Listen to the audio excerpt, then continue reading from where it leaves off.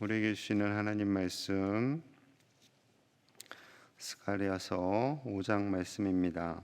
오늘 하루도 주님 안에서 거룩하고 복된 날 되시기를 축복합니다.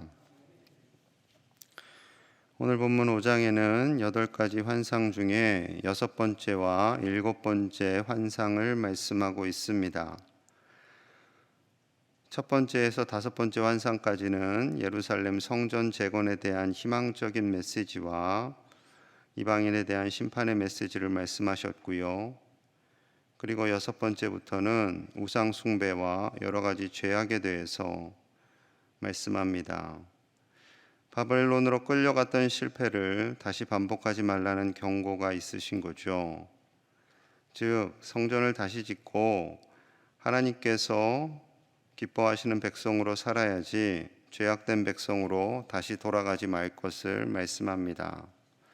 1절과 2절입니다. 내가 다시 눈을 들어본즉 날아가는 두루마리가 있더라.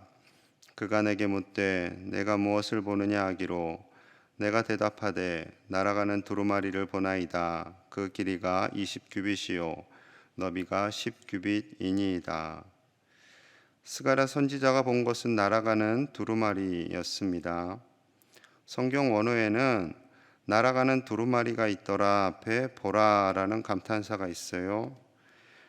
스가랴 선지자는 깜짝 놀라서 눈이 커진 상태로 그 환상을 보게 됩니다. 마치 영화의 장면처럼 마법의 양탄자 같은 것이 날아가는 그런 커다란 두루마리였지요. 그냥 두루마리가 아닙니다. 그 길이가 20규빗이고 너비가 10규빗입니다. 1규빗이 팔꿈치에서 손가락 끝까지인데요. 약 45cm입니다. 그러니까 길이가 9m, 너비가 4.5m가 되는 초대형 두루마리인 것이죠. 두루마리는 그 당시에 책과 같았습니다. 양의 가죽이나 파피루스에 글을 써서 둘둘 말아서 보관하게 됩니다. 그것을 우리식으로 두루마리라고 일컫게 되지요. 두루마리에 글씨가 선명히 써 있습니다. 아주 큰 글씨로 눈에 확 들어오게 써 있습니다. 3절입니다. 그가 내게 이르되 이는 온 땅 위에 내리는 저주라. 도둑질하는 자는 그 이쪽 글대로 끊어지고 맹세하는 자는 그 저쪽 글대로 끊어지리라 하니, 두 가지의 글이 써 있어요. 저주의 글이 쓰여져 있습니다. 한쪽에는 도둑질하는 사람에 대한 저주였고 다른 한쪽에는 망령된 맹세를 하는 사람에 대한 저주였습니다. 도둑질하는 사람과 관련된 말씀은 10계명 중에 8번째 계명과 관련되지요. 망령된 맹세를 하는 것에 대해서는 10계명 중에 3번째 계명과 관련이 됩니다. 이는 하나님과 사람 사이에 지켜야 할 그 계명에 대해서 불순종한 것을 의미하고, 또한 사람과 사람 사이에 지켜야 할 말씀에 대한 불순종을 의미합니다. 이러한 사람에 대해서 하나님께서 징계를 하시겠다 말씀하세요. 자, 4절 같이 봅니다. 4절 시작. 만군의 여호와께서 이르시되 내가 이것을 보냈나니 집에도 들어가며 내 이름을 가리켜 망령되이 맹세하는 자의 집에도 들어가서 그의 집에 머무르며 그 집을 나무와 돌과 아울러 사르리라 하셨느니라 하니라. 만군의 하나님께서 천지 만물을 주관하시고 전지전능하신 하나님께서 도둑의 집에도 들어가시고 하나님의 이름을 망령되이 일컬으며 맹세하는 집에도 들어가시겠다라고 말씀하세요. 그리고 그 집을 완전히 불태워버리시겠다 하십니다. 좀 무섭지요? 이것은 마치 출애굽 당시에 애굽에 하나님께서 내리신 마지막 10번째 재앙과 연결되어 있습니다. 죽음의 사자가 문 양쪽 설주와 문 아래 임방에 피를 바르지 않은 집을 방문할 때 그 집의 장자와 처음 난 가축들까지도 죽임을 당하는 비극적인 장면을 생각나게 하시지요. 이는 지금 포로로 끌려갔다가 다시 돌아온 상황이 녹록하지 않음을 보여주고 있습니다. 사람들이 새롭게 정착을 해야 돼요. 그들의 마음속에 하나님의 성전을 향한 마음이 있습니다. 기쁨도 있어요. 그런데 가난합니다. 노예로 끌려갔던 자들이 다시 돌아왔는데 무슨 소유가 넉넉하겠습니까? 그러다 보니 도둑질하는 경우도 일어났고 남의 것을 빌리면서 하나님의 이름을 팔았지요. 서로 불신하고 자기 먹고 사는 것에 급급했습니다.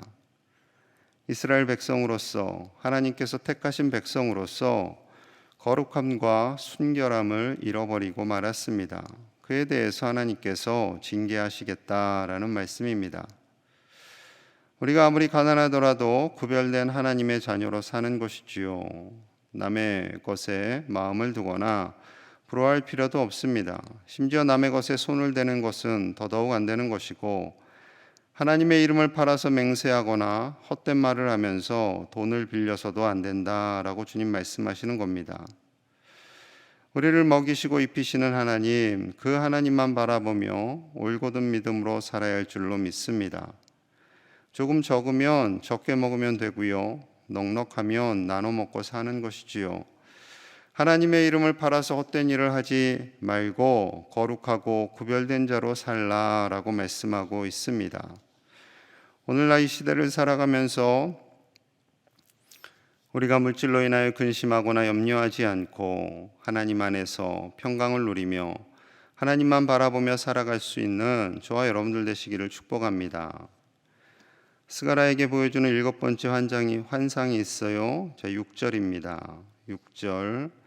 내가 묻되 이것이 무엇이니까 하니 그가 이르되 나오는 이것이 에바이니라 하시고, 또 이르되 온 땅에서 그들의 모양이 이러하니라. 천사는 스가랴에게 눈을 들어라 라고 말씀합니다. 그리고 에바가 있어요. 이 에바는 22리터를 표현하는 단위이기도 합니다. 큰 통을 의미하기도 하고요. 1리터 우유팩이 22개 쌓여있다 생각하시면 매우 큰 양이 되겠지요. 온 땅에 그들의 모양이 이러하다라고 하시는 모습은 그 에바가 악한 세상 덩어리라는 것입니다. 그 세상이 22리터 대형 그릇에 농축된 악이다라고 말씀하세요. 그런데 7절에 조금 당황스러운 모습이 있습니다. 7절. 이 에바 가운데에는 한 여인이 앉았느니라 하니 그때 둥근 납 한 조각이 들리더라. 그 에바 안에 22리터 통 안에 한 여인이 앉아 있습니다. 얼마나 깜짝 놀랐겠어요. 그 놀란 그 모습에 대해서, 그 여인에 대해서 8절의 설명이 이러합니다. 그가 이르되 이는 악이라 하고 그 여인을 에바 속으로 던져놓고 납조각을 에바 아기 위에 던져 덮더라. 이는 악이라.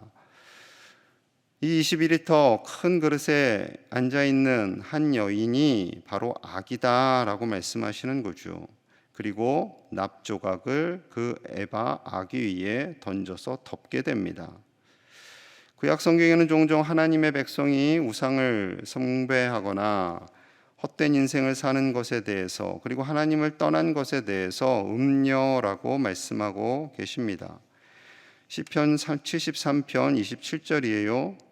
무릇 주를 멀리하는 자는 망하리니 음녀같이 주를 떠난 자를 주께서 다 멸하셨나이다. 주를 멀리하는 자, 하나님을 떠난 자, 자기 마음대로 사는 자, 세상이 좋다고 해서 우상을 섬기는 자, 그를 음녀라고 표현하고 있는 것이지요. 왜 여인이라고 표현했을까에 대해서 너무 마음 상해하지 마시고요. 이 음녀라는 것은 하나님과 짝지어진 여인인데 음행하고 떠났다 해서 음녀라는 겁니다. 상징적인 표현입니다. 남자든 여자든 다 음녀같이 하나님을 떠났다라는 표현입니다. 이 악으로 인해서 하나님을 섬기는 사람들 사이에 하나님을 멀리하게 되고 하나님과 교제하지 못하고 말씀대로 살지 않는 것에 대해서 음녀라 말씀하시고, 이 죄악된 에바통에 넣어서 뚜껑을 덮어버리십니다. 이것은 악을 심판하시겠다는 하나님의 말씀이고요. 또 하나님의 백성을 그 악으로부터 보호하시겠다라는 하나님의 뜻이 담겨져 있습니다. 하나님의 천사가 또 다른 여인들에 대해서 말씀하세요. 자, 9절입니다. 9절. 내가 또 눈을 들어 본즉 두 여인이 나아오는데 학의 날개 같은 날개가 있고 그 날개에 바람이 있더라. 그들이 그 에바를 천지 사이에 들었기로. 눈을 들어보니 두 여인이 나와요. 학의 날개 같은 날개를 가졌습니다. 아마도 천사를 의미합니다.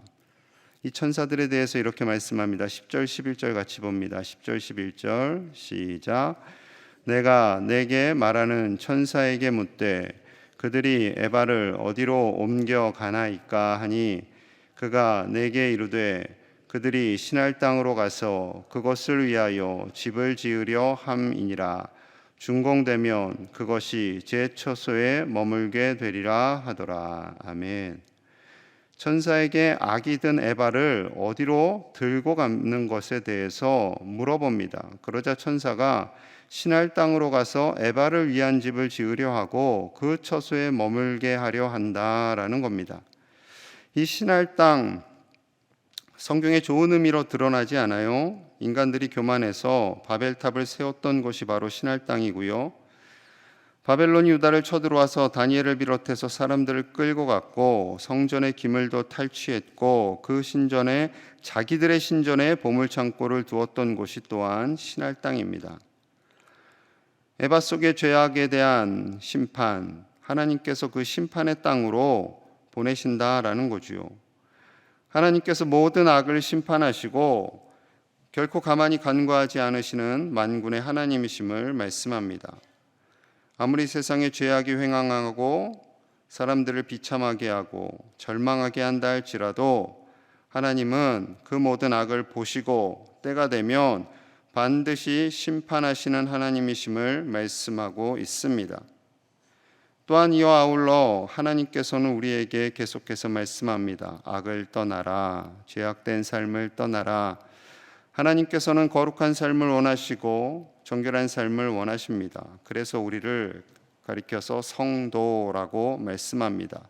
거룩하게 구별된 사람들, 하나님을 따르는 사람들, 예수 그리스도를 닮아가는 사람들이다라고 말씀하고 있는 것이지요. 오늘 하루도 구별된 삶, 하나님이 기뻐하시는 삶, 하나님이 칭찬하시는 하나님의 자녀로서의 삶을 살아 하나님께서 동행하시고 하나님이 주시는 그 기쁨을 다 받아 누리시기는 복된 날 되시기를 간절히 축복합니다. 함께 기도하겠습니다. 오늘 하루를 살아갈 때 우리의 마음속에 다른 사람에 대한 모든 죄악된 말과 행동을 하나님께서 가리워 주시기를 원합니다. 겸손하게 하시고 정직하게 하여 주옵소서. 우리나라가 악에서 떠나게 하시고 위정자들이 정직하게 하시고 하나님만을 경외하며 두려워하는 이 나라가 되게 하여 주시옵소서. 여러 가지로 정치권이 어수선합니다. 국민들이 본받을 수 있는 정직한 위정자들이 세워지게 하시고 하나님의 뜻이 다스리는 이 나라 되게 하여 주옵소서. 입시와 취업을 위해 기도한 우리 청소년들에게 청년들에게 힘을 주시고 몸과 마음이 아픈 자들을 고쳐 주시옵소서. 함께 간절히 기도합니다. 하나님 아버지 감사합니다. 하나님께 나아갑니다. 우리의 모든 죄악을 용서하여 주시고 우리의 모든 더러운 악한 생각들을 제하여 주시고 하나님께 더 나아가게 하여 주시옵소서.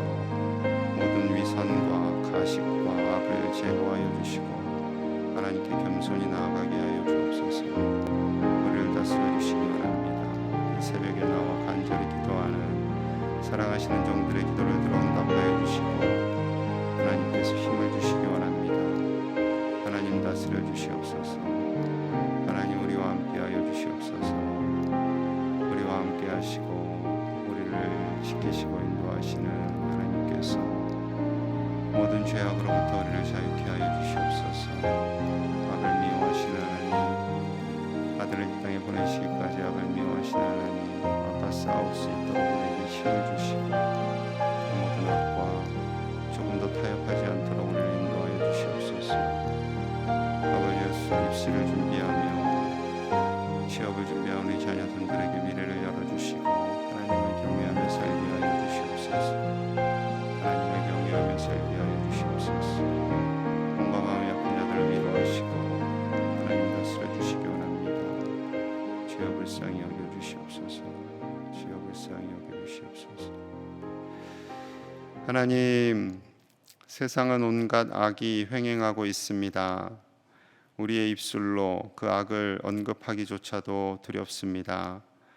아버지여, 우리의 모든 죄악된 모습, 가식과 위선과 헛된 것을 추구하는 그 모든 악을 제하여 주시고 우리를 정결하게 하여 주시옵소서.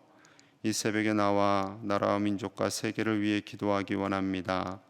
이 나라가 거룩해지기를 기도하게 하시고 한국교회가 거룩해지기를 기도하게 하시고 우리 교회가 더 진리 안에서 바른 교회로 설 수 있도록 기도하는 이 새벽이 되게 하여 주시옵소서.